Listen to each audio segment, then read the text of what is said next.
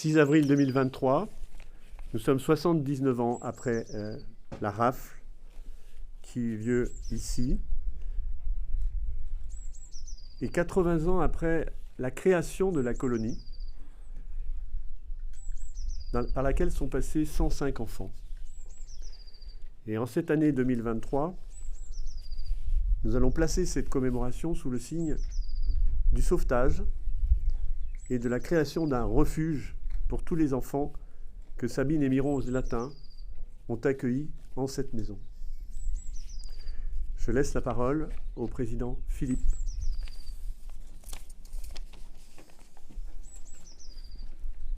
Merci, ça a l'air de marcher à peu près. Bonjour à tous, mesdames et messieurs les parlementaires, cher Damien Abad, cher Olga Givernet, madame la préfète déléguée auprès de la DILCRA, chère madame Élyséon, monsieur le sous-préfet de Belley, monsieur le recteur, monsieur le directeur de l'action culturelle, madame la vice-présidente de la région Auvergne-Rhône-Alpes, chère Sylvie Rodkoff, mesdames et messieurs les consuls, monsieur le président du CRIF Rhône-Alpes, Richard Zelmati, que je n'ai pas encore vu, madame la présidente de la LICRA, chère Myriam Picot, mesdames et messieurs les maires, cher Denis, cher Thierry, cher Pascal Cochet, cher Jean-François Debat, cher Philippe Cochet, pardon, mesdames et messieurs donc les élus, monsieur le gouverneur militaire de Lyon, mesdames et messieurs les représentants des cultes, mesdames et messieurs les administrateurs du mémorial, chère Hélène, notre présidente d'honneur, chère madame Vauquier, qui représente le Chambon-sur-Lignon, monsieur et madame Klarsfeld, mesdames et messieurs, chers amis, et bien sûr, chers enfants d'Isieux qui nous font le plaisir d'être parmi nous aujourd'hui. Donc, comme l'a dit notre directeur, nous entrons cette année dans une période où vont se succéder les anniversaires. Nous fêtons en effet les 30 ans du décret présidentiel qui, en 1993, crée le mémorial des enfants d'Isieux, l'un des 3 lieux de la mémoire nationale des persécutions racistes et antisémites commises sous l'autorité de fait du gouvernement français. Les 2 autres lieux sont le Vélodrome d'hiver, le Veldiv à Paris et le camp de Gurs. Nous sommes donc le seul lieu de mémoire encore en activité ayant été désigné comme mémorial national dans le décret présidentiel de 1993. Nous entrons aussi dans la période anniversaire de la création de la colonie, il y a 80 ans, en 1943, et l'année prochaine, malheureusement, ce sera le triste anniversaire des 80 ans de la rafle. Cette année, nous commémorons donc d'abord le lieu emblématique créé en 1943 par le couple Zlatin, qui initialement avait créé une maison pour les enfants juifs dans l'Hérault, en zone libre, en novembre 1942. Mais la zone libre ne l'est pas restée. Très vite, les Allemands ont occupé Montpellier et le département de l'Hérault. L'Italie ne raflant pas les Juifs pour les déporter, plusieurs centres d'hébergement pour enfants avaient alors déménagé vers la zone d'occupation italienne. Et c'est pour cela que la colonie s'est installée à Isieux au début du printemps 1943. Je salue le fils de M. Wilzer qui a joué un rôle très important pour cette installation et qui nous parlera tout à l'heure. Malheureusement, dès septembre 1943, les troupes allemandes, Wehrmacht et Gestapo, se sont rapprochées de la frontière suisse et le danger, lui aussi, s'est rapproché d'Isieux. Et d'ailleurs, Sabine Zlatin, qui n'était pas là le jour de la rafle, cherchait activement un autre lieu.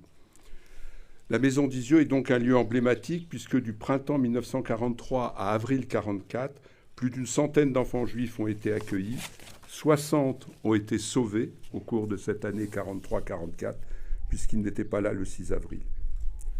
Nous allons inaugurer tout à l'heure l'exposition « L'année 43 à la colonie ».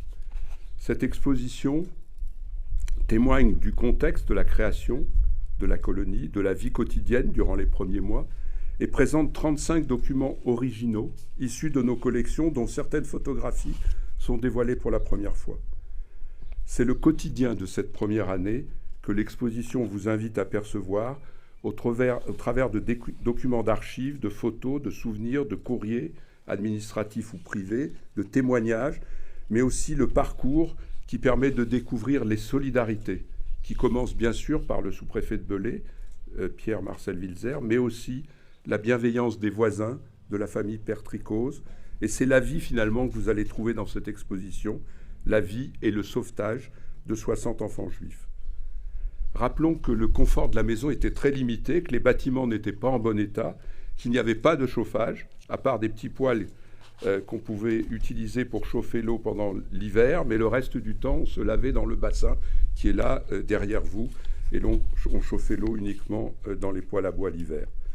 La vie en 1943, ce sont des activités, des jeux, des baignades dans le Rhône, des promenades, et encore et surtout le dessin qui rythme la vie de la colonie. Madame Zlatin elle-même était peintre, et Miron disait à plusieurs reprises que les enfants étaient des papivores qui lui réclamaient toujours plus de cahiers et toujours plus de crayons. Donc chaque fête est l'occasion de resserrer les liens. Les enfants ne s'expriment qu'en français grâce à Gabrielle Perrier, l'institutrice d'Isieux. Ils sont donc à l'école. Et grâce à Philippe Dehan, le jeune cuisinier, s'ajoute au dessin l'amour du cinéma. Et donc la création de ces rouleaux dessinés destinés à être projetés à la lueur d'une source lumineuse que vous pouvez découvrir dans la maison et que nous avons fait revivre l'an dernier. Lieu de vie et de sauvetage de 60 enfants, la maison est également le lieu du drame dont nous fêterons le triste anniversaire l'année prochaine. Le 6 avril, les 44 enfants, leurs 7 éducateurs, sont raflés par Klaus Barbie, qui signera son crime contre l'humanité. Personne n'est revenu, à l'exception de Léa Feldblum, qui a survécu et dont nous avons écouté ici même l'année dernière le témoignage. Cette année anniversaire de la création de la colonie est également marquée par l'aide considérable que nous apporte la Bibliothèque nationale de France, qui l'année dernière, en 2022, avait coédité avec nous l'ouvrage « On jouait, on s'amusait, on chantait, paroles et images des enfants d'Isieux » 1943-1944. Cet ouvrage centré sur l'année de vie de la colonie et s'accompagnait déjà du prêt à la Maison d'Isieux d'une vingtaine d'originaux, lettres et dessins qui nous avaient permis de créer l'exposition Couleurs de l'insouciance.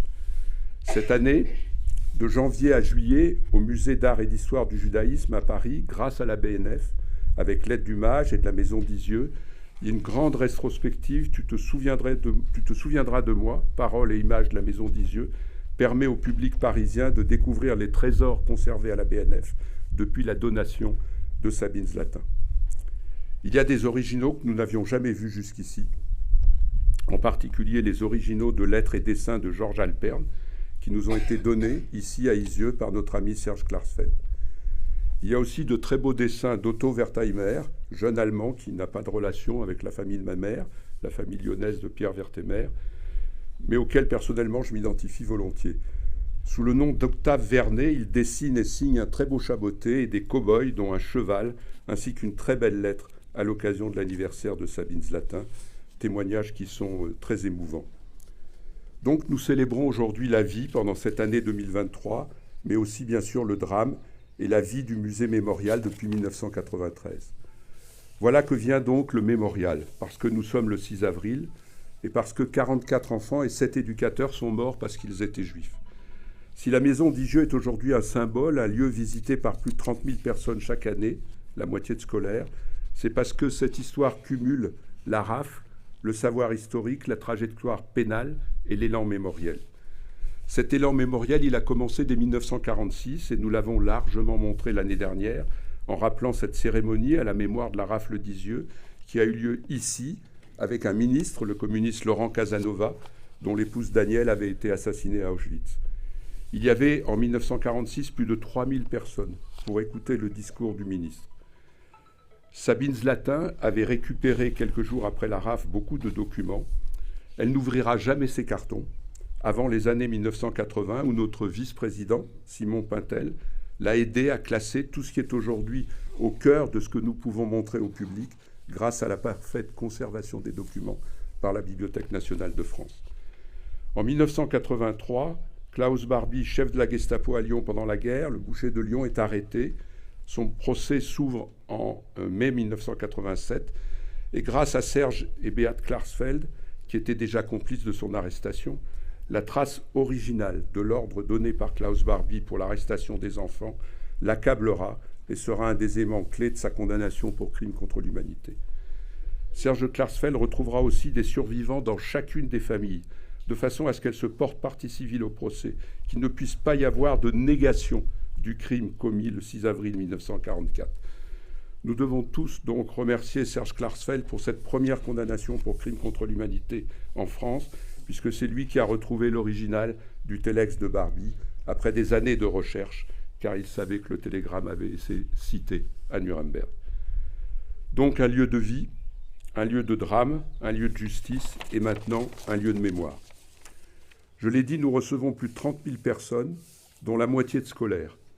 Nous avons un site internet qui permet de plus en plus souvent de rentrer en relation avec ceux qui ne viennent pas à Isieux. Nous avons détaché par l'Éducation nationale, que je tiens à remercier, un directeur qui est professeur agrégé, un équivalent temps plein et demi d'enseignement ici, et l'État est donc notre premier financeur via la DRAC, la préfecture du Rhône, la DILCRA, le ministère des Armées et de la Culture. La région Auvergne-Rhône-Alpes, avec sa responsabilité autour des lycéens, est notre deuxième financeur. Et le Conseil général de l'Ain nous aide dans toute la mesure de ses possibilités. Et nous avons créé un fonds de dotation qui permet à des mécènes de nous accompagner dans nos nombreux projets qui ont pour but d'empêcher que le pire ne revienne. Notre but, c'est évidemment plus jamais ça. Et pour cela, nous n'avons pas choisi la facilité de l'entre-soi et des collèges des quartiers les plus faciles. Nous sommes en lien très fort avec les maisons des jeunes et de la culture, les centres sociaux, les professeurs des quartiers dits sensibles, et nous poursuivons l'œuvre de Sabine Zlatin et de l'institutrice d'Isieux en essayant simplement de former des enfants français capables de bâtir leur vie sur la connaissance de l'histoire du passé, mais aussi en essayant de mettre en relation ce qu'ils vivent aujourd'hui avec les enfants réfugiés dans leur classe et ce qui s'est passé dans l'année 43 jusqu'au drame du 6 avril. Bien sûr, nous n'ignorons pas les 436 actes antisémites recensés en France en 2022, c'est-à-dire pratiquement un par jour. Même si ce chiffre est meilleur qu'en 2021, j'ai mis des guillemets, il est important de rappeler que depuis les années 2000, nous sommes sur une tendance extrêmement élevée, avec plusieurs centaines d'actes antisémites tous les ans. Il faut aussi préciser que ces chiffres sont basés sur les dépôts de plainte au commissariat et que probablement un certain nombre d'actes ne sont pas déclarés. Nous n'ignorons pas non plus, et cela fait partie de l'enseignement que l'on dispense ici, que 61% des actes antireligieux portant atteinte aux personnes sont dirigés en France contre des juifs, que 53% des actes antisémites portent atteinte à des personnes, que 10% des actes sont des agressions physiques et qu'il y a eu un décès suite à une agression en 2022. Et tout ceci ne nous empêche pas, au contraire, de croire très fortement à la formation, au rôle de la formation et de l'histoire. Nous formons à peu près 15 000 jeunes élèves par an, mais nous formons aussi des futurs professeurs, des diplomates, des policiers. Nous apportons notre pierre modeste, mais très volontaire, à la lutte contre le racisme, l'antisémitisme, la haine en ligne, le déni de l'Holocauste. Tout ceci grâce et avant tout à une équipe extrêmement motivée que je tiens à saluer aujourd'hui, grâce à un conseil d'administration totalement bénévole et également très dévoué, et aussi grâce à des relais dans les écoles, les collèges, les lycées, grâce aussi à des financeurs qui nous sont fidèles et qui nous permettent de déployer notre feuille de route, qui est de nous insérer dans notre environnement local, ici, dans l'Ain, dans notre belle région Auvergne-Rhône-Alpes, bien sûr, mais aussi en France, en Europe et dans le monde. Et je souligne la présence constante depuis la création du mémorial d'un volontaire allemand à Isieux. C'est André Frossard qui a dit que traquer un résistant ou un enfant d'Isieux qui n'est encore qu'espérance et promesse, ce n'est pas la même violence. Et Barbie a dit à la fin de son procès que c'était la guerre et que la guerre était finie. Mais ici, nous témoignons que le crime contre l'humanité est imprescriptible, que nous n'oublierons jamais la Shoah des enfants et les 44 martyrs d'Isieux qui étaient l'innocence absolue. Promesse de vie, donc, dans un musée mémorial de la République française, c'est le témoignage non pas culpabilisant, mais positif que nous essayons de transmettre, avec la conviction que rappeler cette souffrance, rappeler cette horreur, c'est aussi rappeler qu'au-delà de la nuit, des valeurs intangibles demeurent, qu'elles s'expriment ici, dans ce mémorial républicain, au cœur de l'enseignement, où nous essayons de transmettre les valeurs de notre République. Et parmi ces valeurs, il y a le souvenir, qui lui aussi est imprescriptible. C'est pour cela que nous sommes là ce matin, et c'est pour cela que nous et nos successeurs serons là demain. Merci.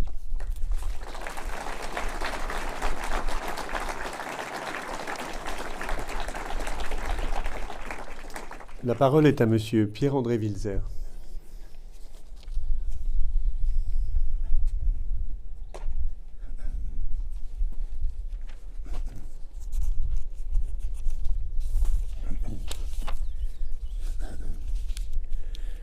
Madame la préfète, monsieur le sous-préfet de Belley, monsieur le président de l'association de la Maison d'Isieux, messieurs les parlementaires et élus, notamment maires d'Isieux et de Bragné-Cordon, mesdames et messieurs qui vous dévouez depuis longtemps, souvent, à cette œuvre qu'est la Maison d'Isieux, mesdames, messieurs. C'est avec une grande émotion que nous nous trouvons, une fois encore, ma famille et moi, dans ce lieu tragiquement marqué par la pire des violences que l'on puisse imaginer, la violence contre des enfants. Une tragédie dont le souvenir, à travers nos parents, est resté ancré dans nos mémoires. C'est particulièrement le cas aujourd'hui parce que nous sommes, en effet, comme vous l'avez dit, Monsieur le Président, en avril 2023 et que nous commémorons le 80e anniversaire de l'installation, en avril 1943, de la colonie d'enfants que Sabine Zlatin et son mari Miron s'efforçaient de protéger contre les persécutions des nazis. L'histoire de l'installation de ces enfants ici à Isieux, c'est l'histoire d'une petite chaîne de solidarité entre quelques personnes qui, en un temps où régnait partout le soupçon, les menaces, les dénonciations, ont sciemment pris des risques et se sont fait confiance pour tenter de les protéger. Cette petite chaîne de solidarité a évidemment commencé par Sabine et Miron Zlatin, mais elle a continué par Roger Friedrichi, un chef de service à la préfecture de Montpellier, puis par mon père, Pierre-Marcel Dilser, jeune sous-préfet de Belley, arrivé quelques mois auparavant à ce poste, et par sa fidèle et courageuse collaboratrice, la secrétaire en chef de la sous-préfecture, comme on disait à l'époque, Marie-Antoinette Cogent. En juin 1940, Sabine Zlatin et son mari sont à Montpellier. Devant l'invasion allemande, ils ont dû fuir la ferme avicole qu'ils exploitaient dans le nord de la France. Peu avant de partir, Sabine Zlatin avait tenu à suivre des cours à la Croix-Rouge à Lille et elle avait obtenu un diplôme d'infirmière militaire. Munie de ce diplôme, elle est aussitôt recrutée par l'hôpital militaire de Montpellier. Mais cela ne dure pas, évidemment, puisque les lois du gouvernement de Pétain et de Laval ont interdit aux Juifs tous les emplois dans les services publics. Il existait à Agde, dans le même département que Montpellier, un vaste camp d'internement où étaient enfermés, dans des conditions abominables, de nombreux réfugiés étrangers, mais surtout beaucoup de familles juives avec leurs enfants. Sur les conseils de l'assistante sociale de la préfecture de Montpellier, Sabine Zlatin prend contact à ce moment-là avec l'œuvre de secours aux enfants, l'OSE, une organisation juive venant en aide aux familles juives, notamment aux familles juives enfermées.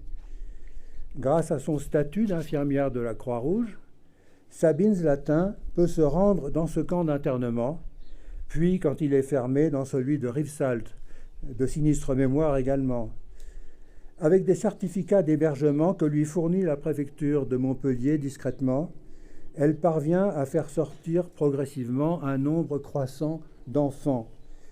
C'est l'OSE qui se charge ensuite, non sans difficulté, de leur trouver un hébergement, soit dans des maisons d'accueil, soit dans des institutions religieuses, soit dans des familles.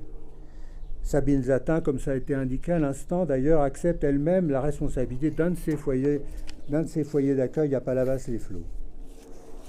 Tout change brutalement le 11 novembre 1942, quand l'armée allemande et l'armée italienne envahissent la zone sud de la France.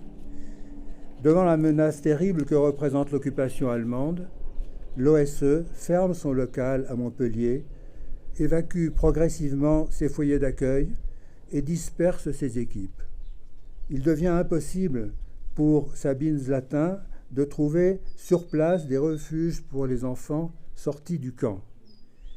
Début avril 1943, avec son mari, Sabine Zlatin envisage de quitter Montpellier pour se rendre dans la zone d'occupation italienne. C'est alors qu'elle est convoquée d'urgence par un des chefs de service de la préfecture de Montpellier, Roger Friedrichs. Il est très au courant, en réalité, de son action pour les enfants. C'est son service, en effet, qui, avec l'accord de son supérieur, le préfet Jean Benedetti, lui délivrait les certificats d'émergement pour les enfants qu'elle sortait des camps.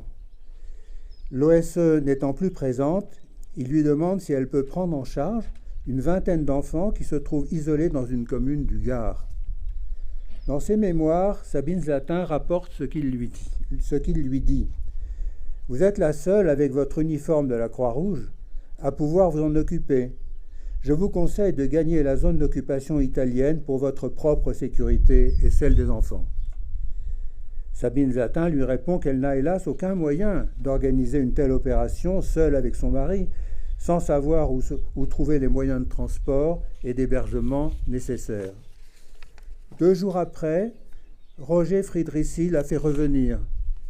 Il lui remet alors les papiers nécessaires pour les enfants et lui dit qu'il a obtenu que le Secours national, qui est un organisme de solidarité publique, assure leur transport jusqu'à un centre d'accueil provisoire à Chambéry.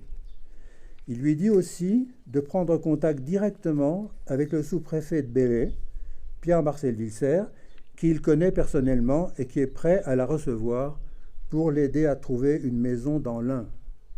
Pourquoi l'Ain ? Pourquoi le sous-préfet Vilser ?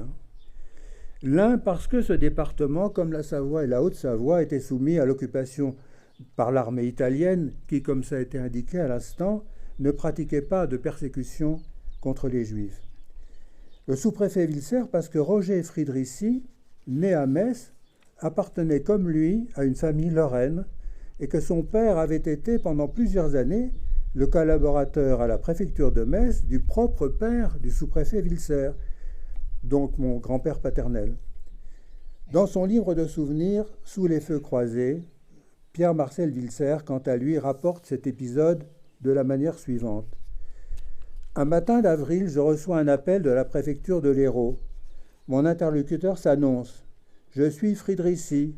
Je ne sais pas si vous vous souvenez de moi, j'étais à la préfecture de Metz sous les ordres de votre père. » Je réponds évidemment positivement.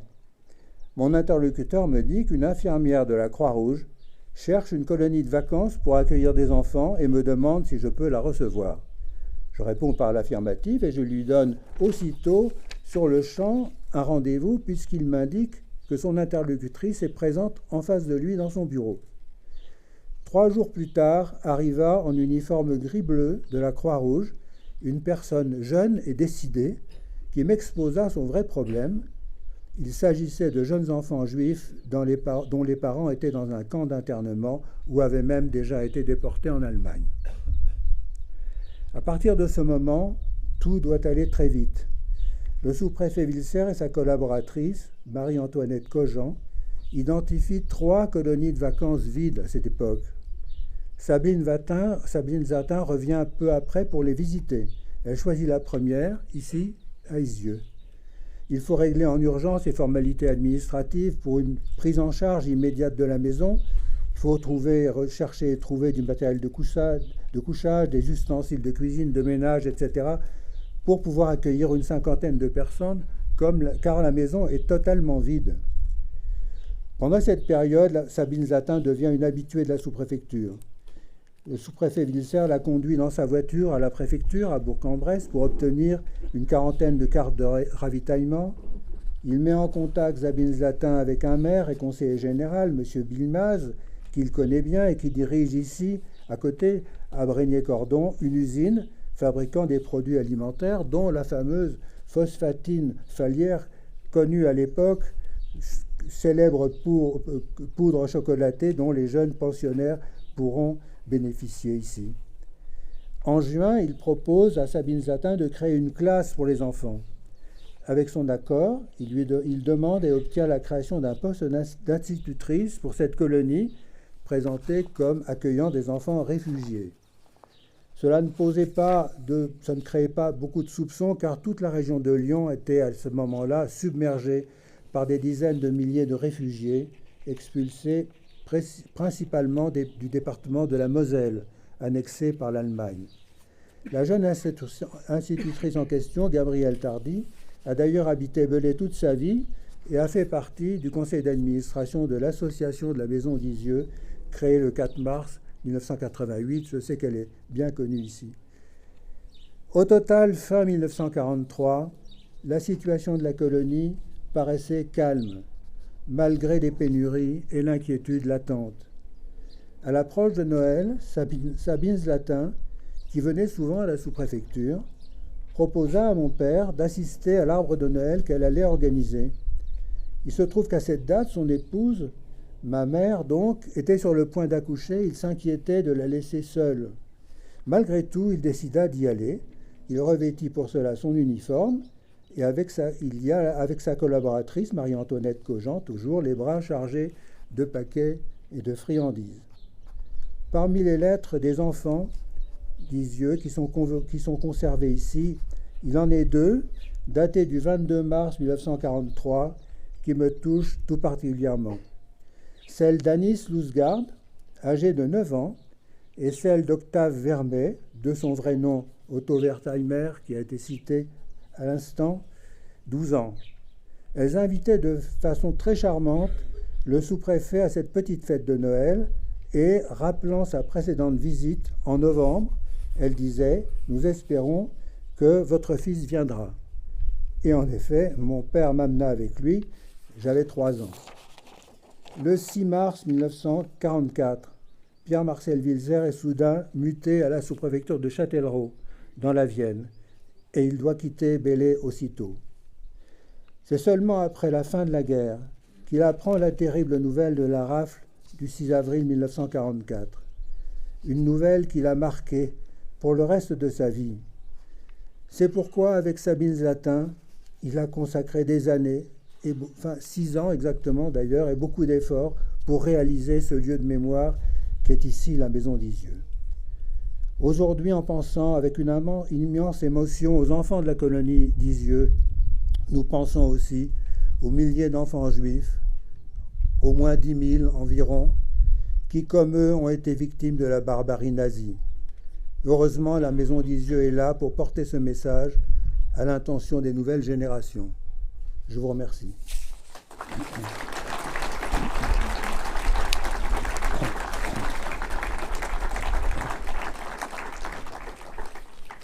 La parole est à Serge Klarsfeld.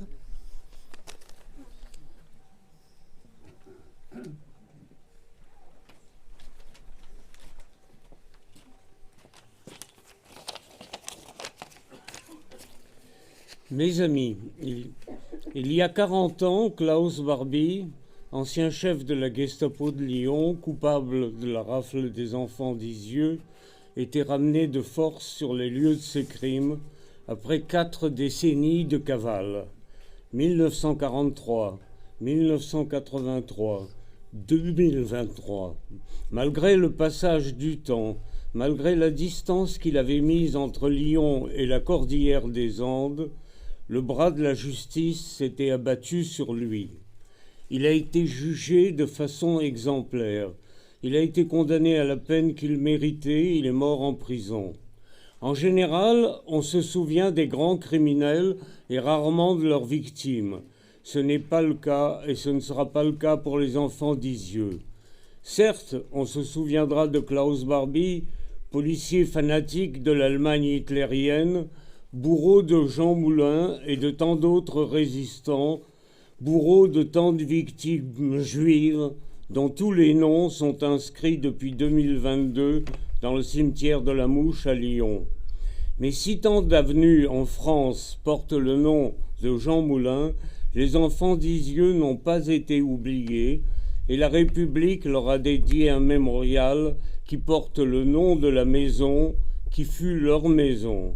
Une maison qui n'est pas un lieu funèbre, mais une maison pleine de vie, d'enfants et de jeunes qui viennent ici recevoir le choc de la confrontation entre la violence et la tolérance, ce qui les aidera dans leur vie à choisir entre la route du bien et celle du mal.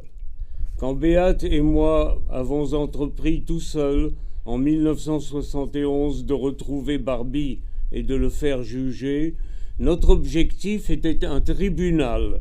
Cet objectif atteint a eu un prolongement collectif que nous saluons, la Maison d'Isieux, lieu de vie et de civisme. Vive la Maison d'Isieux et merci de tout cœur à la valeureuse équipe qui l'a fait vivre.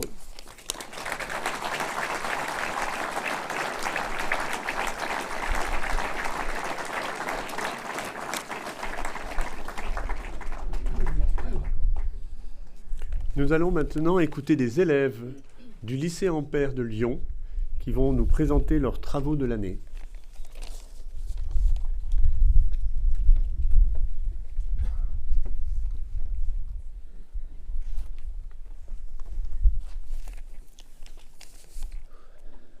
Dans le cadre du projet Passeurs de mémoire et de notre participation à cette cérémonie du 6 avril, nous, étudiants et lycéens, nous avons dû réaliser un travail pour mettre en lumière le parcours d'un des enfants de la maison. C'est dans ce contexte que nous avons rencontré Georges Alperne, surnommé Georgie. Georgie a pu vivre près d'1 an à Isieux, dans ce cadre naturel époustouflant du Bugey et avec le Rhône en contrebas. Il a pu profiter d'un instant de bonheur entre divers spectacles, activités organisées par les encadrants. Toutes les lettres récupérées sont des témoins de la joie et de l'innocence de Georgie. Isieux représente la résistance face à la barbarie nazie. Ce que la visite de la maison et la participation aux ateliers ont pu m'apporter, c'est d'abord une connaissance précise des crimes contre l'humanité qui ont commis les nazis, mais aussi un rapport différent quant à la maison d'Isieux. Cette visite, qui fut la deuxième, m'a permis de voir la maison d'Isieux sous une perspective de vie, bien qu'elle ait été le témoin d'un crime abominable. Enfin, Isieux est un exemple qui illustre la nécessité de poursuivre un travail de mémoire afin de ne jamais oublier ses enfants et encadrants, mais aussi toutes les victimes de la Shoah.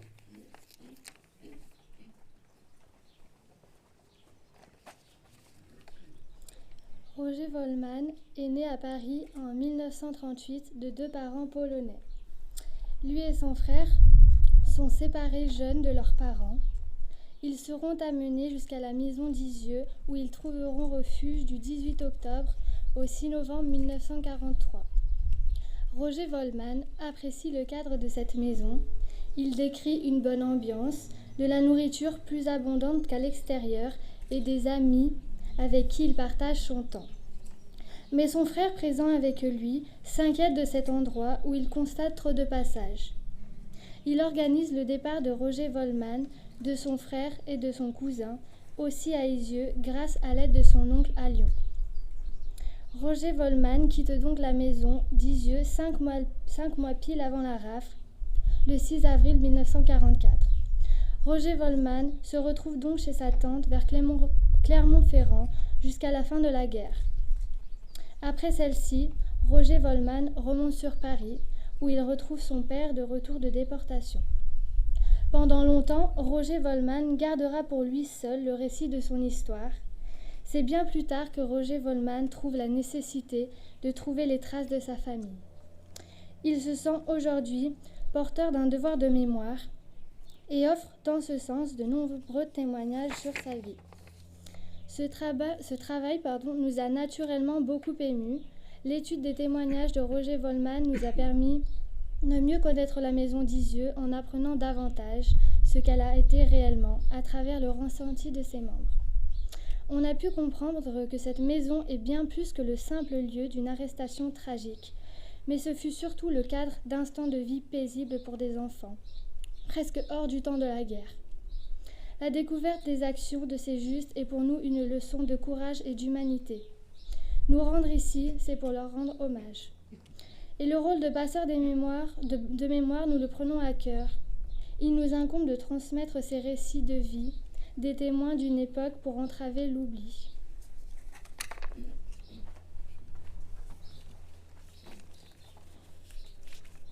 Nous sommes venus à Isieux en octobre, et même revenus pour certains, dans l'attente d'une découverte et l'approche d'une rencontre.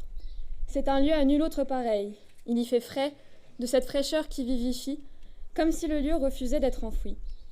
On y prend de la hauteur et pas seulement géographique. À Isieux, il fait nuit tôt, mais le soleil, lui.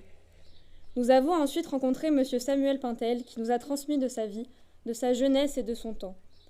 Il nous a fait entrer à Isieux plus durement, par sa porte secrète, celle de sa mémoire intime. Nous sommes revenus à Isieux avec lui, qu'il en soit remercié. Et nous comprenons, venir à Isieux, c'est toujours y rester. Sa parole fait de nous des passeurs, et modestement nous voici porte-parole de ce grand vivant et des autres enfants. Car venir à Isieux, c'est se dire qu'on va faire une expérience troublante, puisqu'on sait qu'on entrera en relation avec un temps terrible. Isieux est un lieu d'enfants égarés dans la violence sordide de l'histoire, mais qu'il faut absolument retrouver. Des jeunes inconnus d'abord, qui vous regardent de loin et vous demandent de penser à eux. Venir à Isieux, ce n'est pas seulement prendre une route. Il faut vouloir apprendre ce qui est advenu dans cette sombre histoire que nous aurions voulu tout autre, mais qui en tête, faisant entendre sa plainte et réclamant son droit à vivre. Son parquet grince sous nos pieds. Venir à Isieux, c'est s'ouvrir aux autres, accepter qu'un gamin de 7 ans vous donne la leçon, écouter ses murmures, l'écho de ses secrets, son chuchotement joyeux. C'est un fil fragile mais réel qui vibre dans nos esprits et dans nos corps, et s'y rendre sensible, c'est être mieux humain, c'est savoir rire pour demain. Venir à Isieux, c'est grandir à leur côté, en sentant ces jeunes êtres capables de nous porter, malgré les ans et les vents qui nous séparent, sur leur terrain de jeu, dans les vergers d'une enfance malgré tout, et les vallons d'une autre époque. Car, pour venir à Isieux, il faut faire preuve de délicatesse, ouvrir ses portes du lieu avec douceur, même quand elles grincent, pour saisir leurs petites paroles, voir leurs petits dessins, réconforter leurs pleurs le soir dans un coin ou sur un banc, quelque part. Ce petit lieu est immense. Venir à Isieux, c'est aussi rester haut et humble, dans la franchise et la stupeur, le courage et la honte, lucide de tout ce que l'homme fait à l'homme, particulièrement à l'enfant, et mieux comprendre tout ce que nous pouvons et tout ce que nous devons. Nous voulions parler de ces enfants pour pouvoir parler de leur lieu. On ne peut les dissocier. Nous espérons les avoir tous entendus et tous mieux compris. Ils sont encore là pour quelques-uns et nous les saluons comme nous pouvons, comme des trésors, heureux d'avoir été liés à leur vie et de les voir encore ici. Isieux est une détresse, Isieux est une promesse. Isieux est un orage, Isieux est un voyage. Isieux est sans phare, Isieux est un phare. Il porte la bouche riante d'enfants maintenant lointains, mais éclatants et grands vivants, qui courent encore partout et surtout, parmi nous. Ils sont nos garde-fous, un rappel à la modestie, une voix pour toute la vie.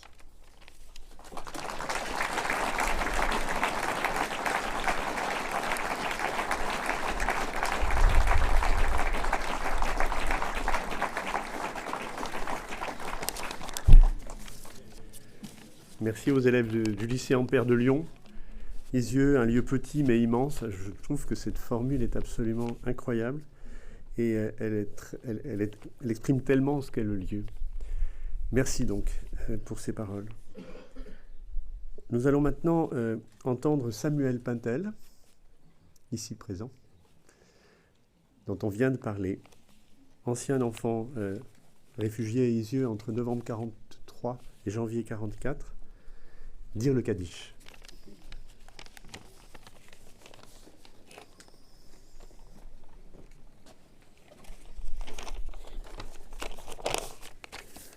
Je me substitue au grand rabbin de Lyon qui a pu être présent pour la lecture du Kaddish. Vizgadal, Vizgadash, Shemerabo, Beolmo, Divero, Kiruse, Beyamnir Malchuse, Beayechon, Ubeyomechon, Uveaye, Dekol, Bes, Israël, Bago, Uvisman, Koriv, Veiru, Omen. Ye, Shemerabo, Mevorach, Leolom, Uleol, Meol Mayo, Yisborach, Veistabach, Veispoach, Veisromam, Veisnase, Veishadar, Veisale, Veishalal, Sheme de Kudsho, Berichu, Leelo min Kol Bigroso, Veshiroso, Tushperoso, Veneremoso, Daamiron, Meolmo, Veiru, Omen. Ye, Shelomo Rabo min Shemayo, Veahayim, Oleinu, Vel Kol Israel, Veiru, Omen. Ose Shalom, Biromov, ou Yase Shalom, Oleinu Vekol Israël, Veiru, Omen. Je vais vous livrer la traduction de la marée, de ce texte en araméen. Que soit grandi et sanctifié son grand nom, Amen. dans le monde qu'il créa selon sa volonté, et qu'il fasse advenir sa royauté, et qu'il fasse germer son salut, et qu'il rapproche l'arrivée de son Messie. Amen. Durant votre vie et de vos jours, et pendant la vie de la maison d'Israël, rapidement et dans un temps proche, et vous direz Amen. Que soit béni son grand nom, que pour l'éternité il soit béni, loué, glorifié, élevé, exalté, magnifié, grandi, vénéré, le nom du Saint béni soit-il. Amen. Au-delà de toute bénédiction, cantique, louange, consolation que nous pourrions exprimer en ce monde, et vous direz Amen. Qu'une grande paix parvienne du ciel avec vie, abondance, délivrance, consolation, secours, guérison, libération, pardon, rémission, aisance et salut salvateur pour nous et pour tout son peuple Israël, et vous direz Amen. Que celui qui fait la paix sur ses hauteurs la dispense par sa miséricorde sur nous et sur tout son peuple Israël, et vous direz Amen.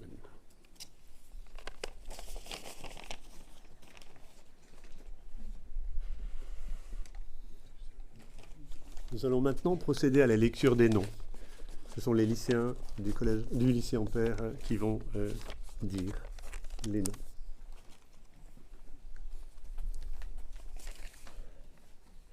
Sami Adel Scheimer, 5 ans. Hans Ament, 10 ans. Nina Aronovitch, 11 ans. Max Marcel Balsam, 12 ans. Jean-Paul Balsam, 10 ans. Esther Banassayak, 12 ans. Elie Banassayak, 10 ans. Jacob Banassayak, 8 ans. Jacques Benguigui, 12 ans. Jean-Claude Benguigui, 5 ans. Richard Benguigui, 7 ans. Baruch Raoul Bentitou, 12 ans. Maher Boulka, 13 ans. Albert Boulka, 4 ans. Lucienne Friedler, 5 ans. Egon Gamiel, 9 ans. Liliane Garnstein, 11 ans.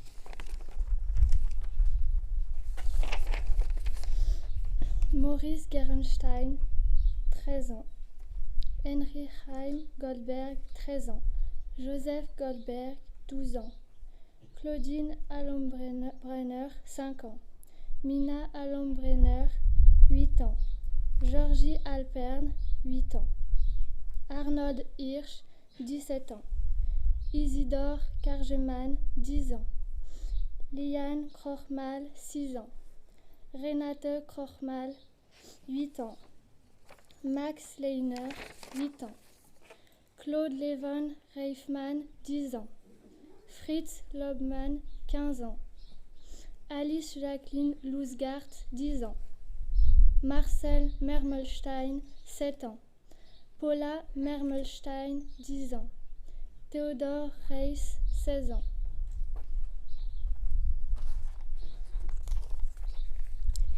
Gilles Sadowski, 8 ans. Martha Spiegel, 10 ans. Senta Spiegel, 9 ans. Sigmund Springer, 8 ans. Sarah Sulklapper, 11 ans. Hermann Tettelbaum, 10 ans. Max Tettelbaum, 12 ans. Charles Weltner, 9 ans. Otto Wertheimer, 12 ans. Émile Zuckerberg, 5 ans. Lucie Feiger, 49 ans. Mina Friedler, 32 ans. Sarah Levan Reifman, 36 ans. Eva Reifman, 61 ans. Moïse Reifman, 62 ans. Miron Zlatin, 39 ans. Léa Feldblum, 25 ans, seule survivante.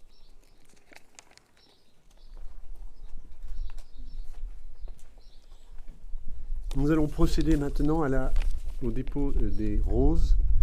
Donc je vais demander aux jeunes élèves de l'école Charles de Foucauld de distribuer les roses blanches aux personnes qui vont aller les déposer. Merci.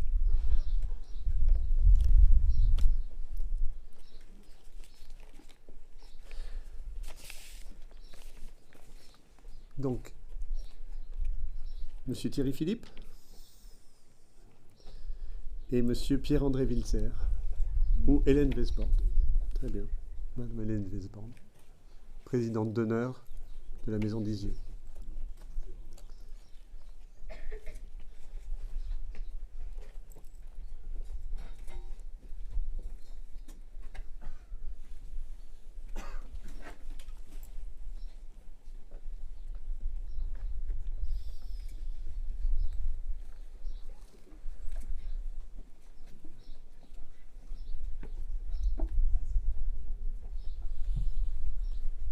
Monsieur Pierre-André Wilzer.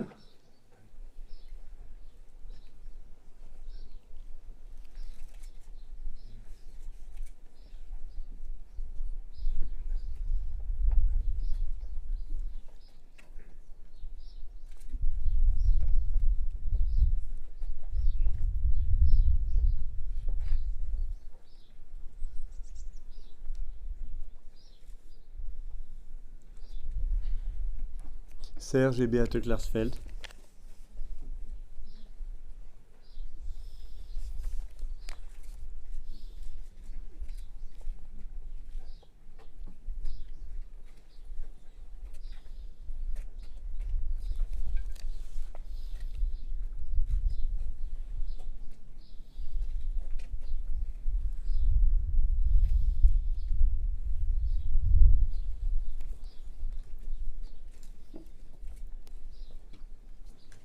Monsieur Zelmati et Madame Picot. Monsieur Zelmati représentant le CRIF Aura et Madame Picot représentant la LICRA Rhône-Alpes.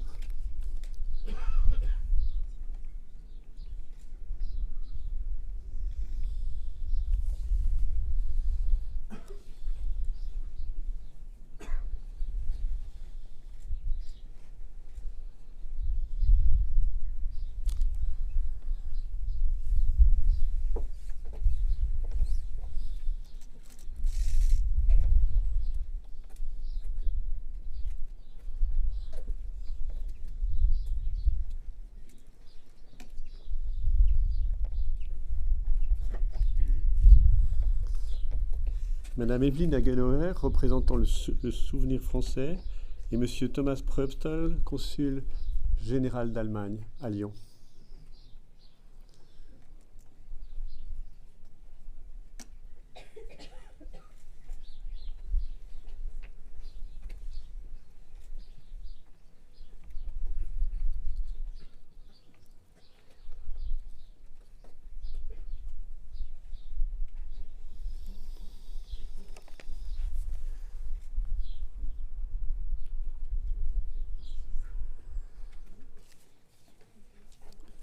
Monsieur Martin Barbaz, maire d'Isieux, et Monsieur Verguin, maire de Brégny-Cordon.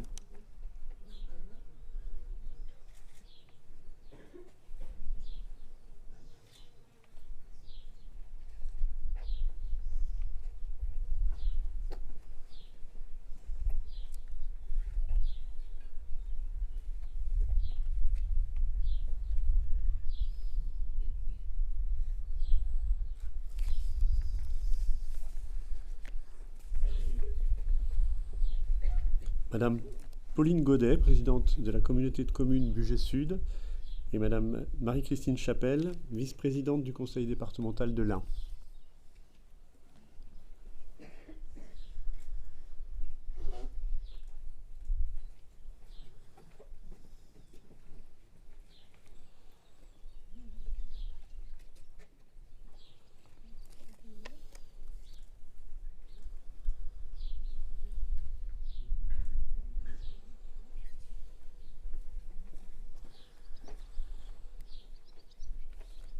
Monsieur Christophe Guillotot, président du conseil départemental du Rhône. Monsieur Cochet, maire de Caluire.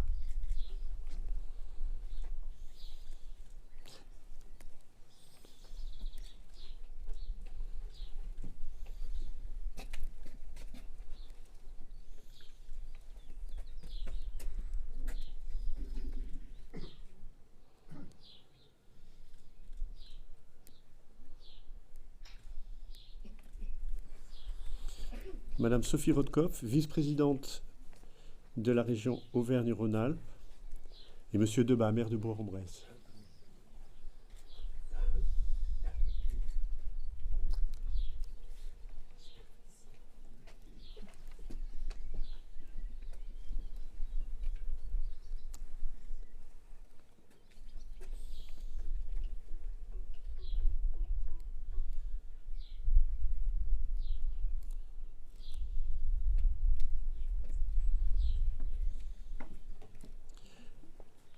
Monsieur Damien Abad, député de l'Ain, et Monsieur Scalzotto, sous-préfet de Belay.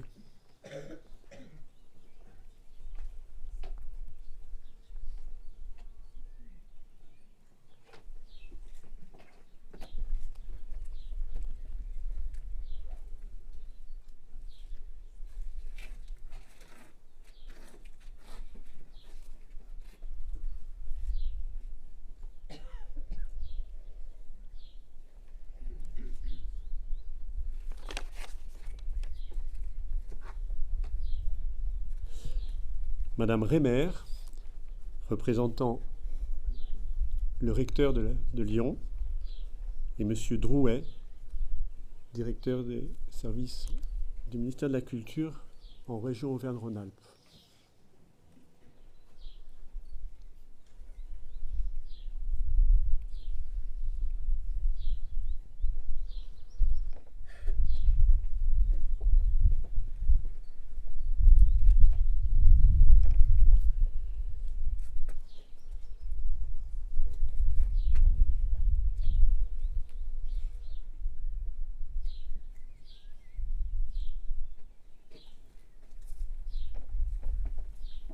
Monsieur Gilles Daricot, gouverneur militaire de Lyon, et Madame Élyséon, préfète déléguée interministérielle à la lutte contre le racisme, l'antisémitisme et la haine LGBT.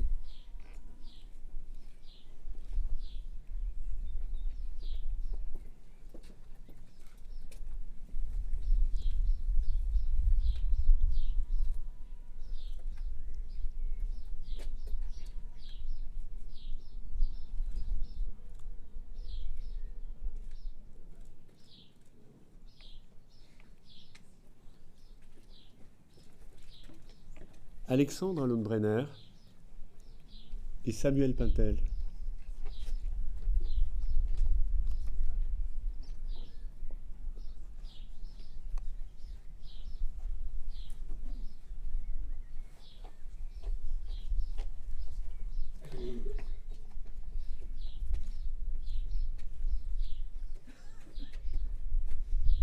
Mes deux petites sœurs qui sont en haut, Claudine Lohn-Brenner et Mina Lohn-Brenner.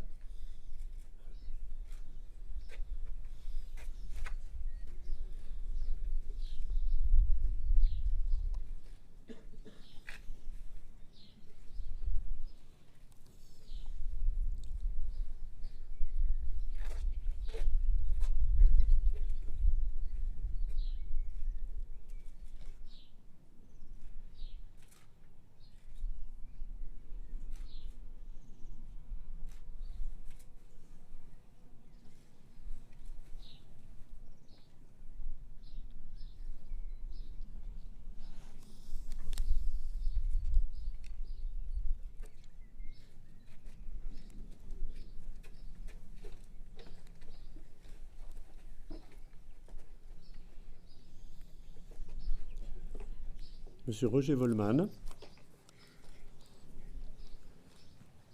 et Monsieur La Huerta, maire de Belay.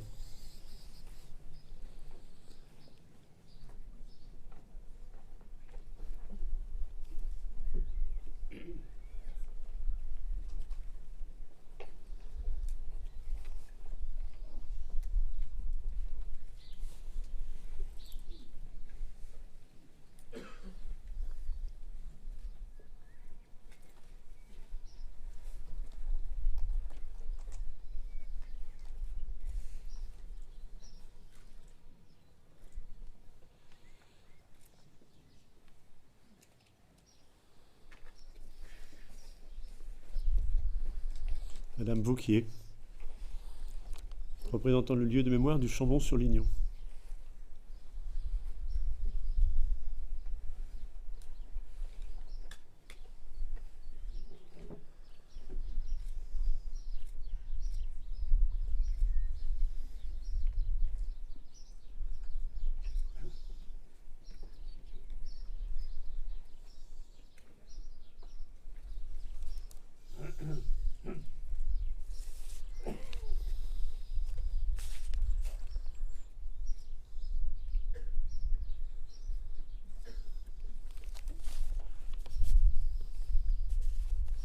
Nous observons maintenant une minute de silence.